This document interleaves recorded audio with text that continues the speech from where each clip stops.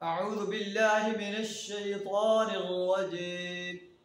बिस्मिल्लाहिर रहमानिर रहीम। यौम नक़ूलु लिजहन्नम हल इम्तलअति व तक़ूलु हल मिन मज़ीद।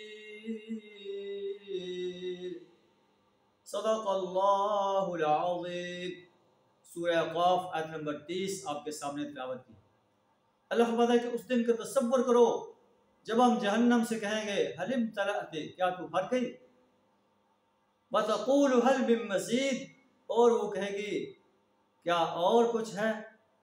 मालूम है कि जहन्नम जो है जहन्नम में इंसानों से भर जाएगी।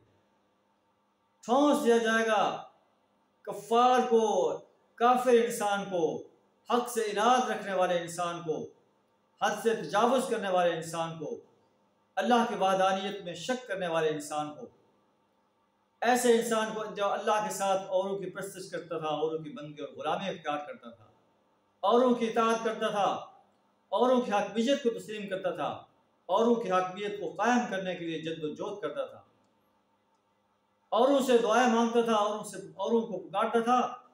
अल्लाह फरमाता है हुक्म दिया जाएगा अलक़िया फ़ी जहन्नम कुल्ल कफ़्फ़ारिन अनीद मन्नाइल लिल खैरि मुअतदिम मुरीब अल्लज़ी जअल मअल्लाहि इलाहन आखर फ़अल्क़ियाहु फ़िल अज़ाबिश शदीद।